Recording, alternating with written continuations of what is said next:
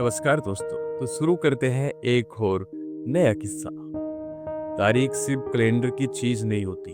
देश की तारीख अक्सर उन पलों में दर्ज होती है जिन्हें हम तिरंगे की छाव में, सलामी के शोर में या संसद के भाषणों में सुनते हैं। 15 अगस्त 1947 हमारी राजनीतिक आजादी की तारीख है। लेकिन क्या आप जानते हैं कि हमारी आर्थिक आजादी की तारीख कौन सी है?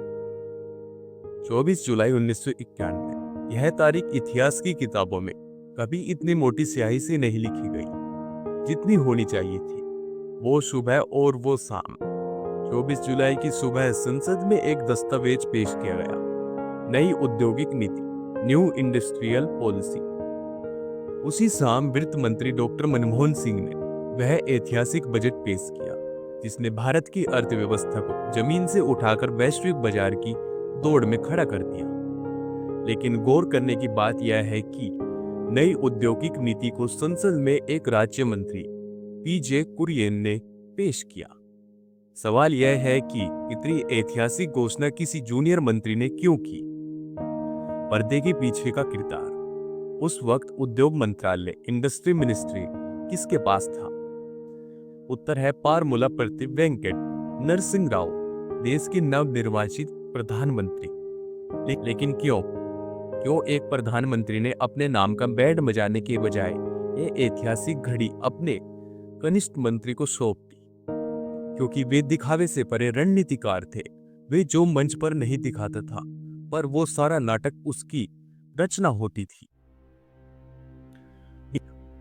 वो जो रिटायर हो रहे थे। 1991 का लोकसभा चुनाव पीवी नरसिंह राव ने लड़ा नहीं था।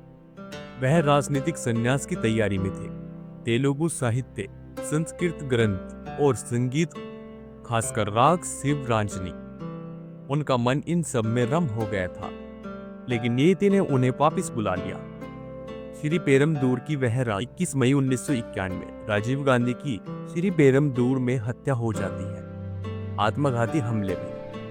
कांग्रेस के सामने अचानक एक त्रासदी पैदा हो जाती है। पार्टी अध्यक्ष, प्रधानमंत्री उम्मीदवार दोनों पद खाली होते हैं। चुनाव का शोर जारी है और ऐसे में पार्टी को चाहिए विश्वसनीयता, स्थिरता और समझ। सभी की नजरें एक तरफ मुड़ती है। पीवी नरसिंह राव प्रधानमंत्री, लेकिन न सांसद। देश के पहले ऐसे प्रधानमंत्री बने जो ना तो लोकसभा के सदस्य थे, ना ही राज्यसभा के। एक कहरबाग जिंदगी से निकलकर वो इतिहास रचने चले थे। मनमोहन सिंह का मंच पर राव की पटकथा।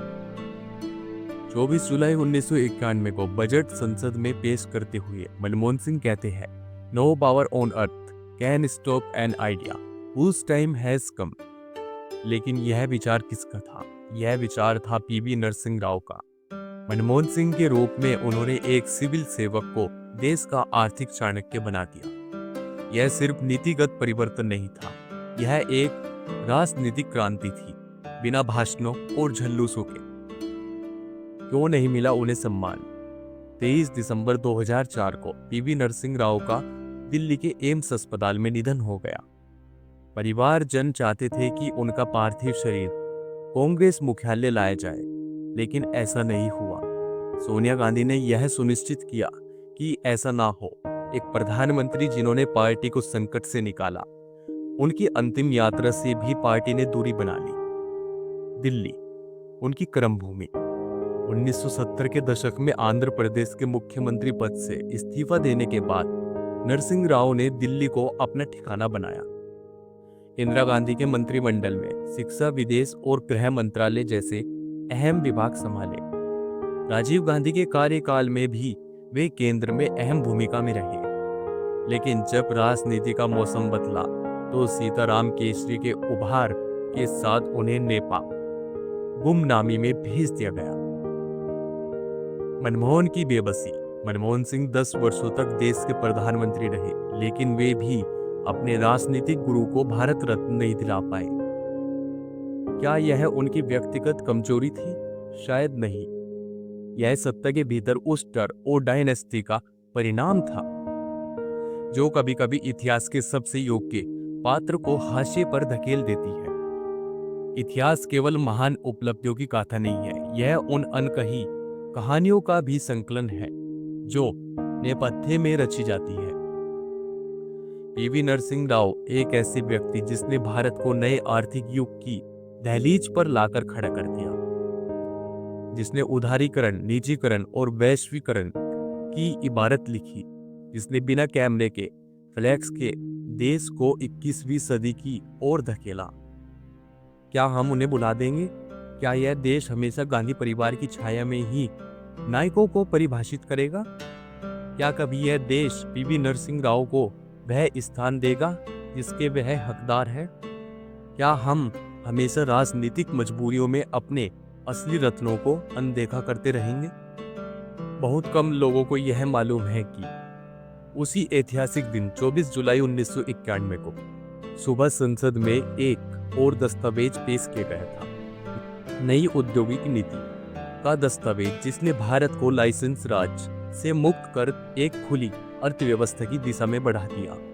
यह नीति स्पष्ट कर रही थी कि अब भारत में बाजार खुला होगा, प्रतिस्पर्धा होगी और सरकारी नियंत्रण सीमित हो जाएगा। जिस नेता ने यह नीति पेश की वो ना कोई कद्दावर, ना कैबिनेट मंत्री था, ना ही कोई चर्चित चेहरा।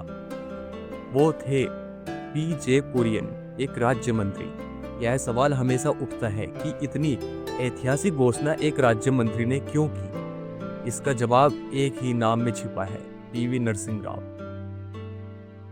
निष्कर्ष हमें तय करना है, देश को यह तय करना है कि क्या सिर्फ हम भाषणों में भारत महान कहेंगे या उन नायकों को पहचानेंगे जिन्होंने सचमुच महानता का बीज बोया? क्या भारत रत्न सिर्फ खानदानों तक सीमित रहेगा?